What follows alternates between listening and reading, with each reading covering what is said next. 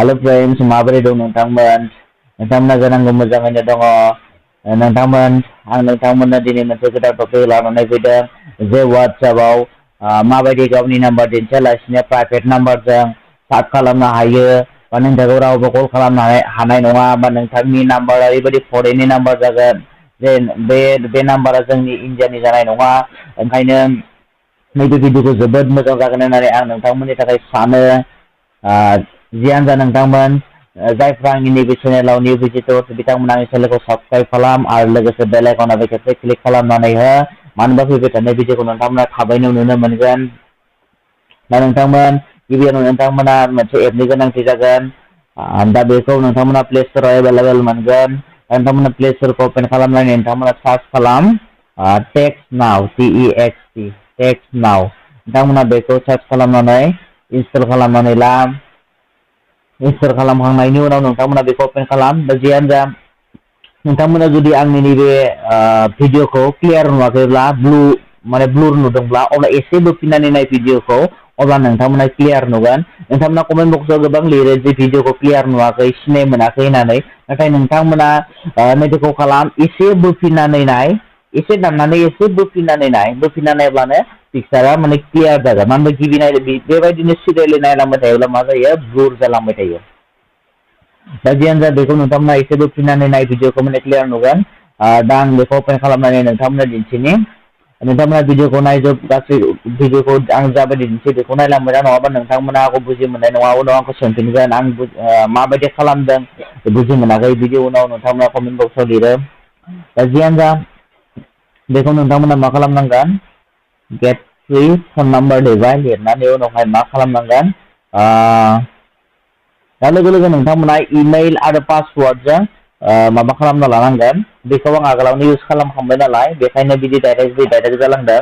दा जियानो जा नोंथांमोना क्रियेटबो खालामनो हागोन आरो साइन इनबो खालामनो हागोन। जुदि इमेल आरो पासवार्ड होनांगोन नोंथांमोना। दा बेवहाय मोनसे कड फैगोन, माय लकेसन। आচ্ছা नोंथांमोना क'डखौ आं बानायग्रोना लानि। दा जियानो जा आं बे क'डखौ होबाय एसएमएस फैनायाव। ओमफ्राय दा नोंथांमोना बेवहाय सर्च खालामना लानो हागोन, मा मोनसे फन नाम्बारखौ नांगौ, बिदिनो सर्च खालामना लानो हागोन आरो। दा नैबे नोंथांमोना गोसो बायदि बेखौ सर्च खालामनानै ला। सापस आं नै सेकेन्डनि मोनसेखौ खालामबाय, बेनि उनाव कन्टिनिउ खालामना हो नोंथांमोन। नोंथांमोना आगोलाव इउज खालामदोंबा बेखौ बियो जानाय नङा। नोंथांमोना जुदि गोदान बे टेक्स्ट नाउ एपखौ इउज खालामनाया, दा बे नोंथांमोननि थाखाय मोजां जागोन। इउज खालामदोंबा नोंथांमोना बेखौ इउज खालामनांला। दा नोंथांमोना बेबायदि इन्टारफेस नुगोन। बेनि उनाव नोंथांमोन एप्सआनो बांद्राय फैयो नोंथांमोन।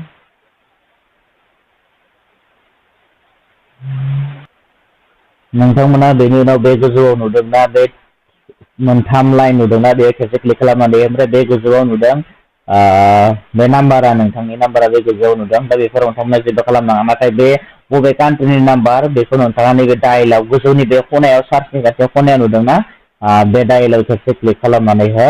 अब्लानो माने बेवहाय बबे कान्ट्रिनि नुगोन, कानाडा एन्ड USA। बेखौ नोंथाङा मा खालामनांगोन, क'डखौ नायनानै खेबसे क्लिक खालामनानै कानाडा एन्ड USA, आं बेखौ नोंथांमोना नागिरनानै दिन्थिग्रोनि। नोंथांमोना बेवहाय स्क्रिनाव नुनो मोनदों कानाडा एन्ड USA, बेनि मा +1, बेनि नाम्बारा मा +1, नैबे +1। बे +1खौ नोंथाङा बे सिगाङाव होनांगोन WhatsApp-आव। दा जों मा खालामनांगोन, WhatsApp-आव थांनांगोन, नाम्बारखौ कपि खालामना लानांगोन नोंथांमोन। नाम्बारखौ एसे कपि खालामफिनना लानि।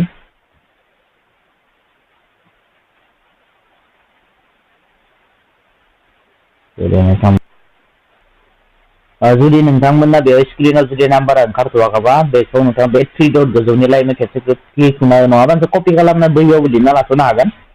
बेनिफ्राय बेवहाय खेबसे क्लिक खालामनानै कपि खालामनोबो हागोन, फन नाम्बार कपि टु क्लिपबर्ड। दा कपि जाबाय। दा जोङो मा खालामनांगोन, WhatsApp-आव थांनांगोन।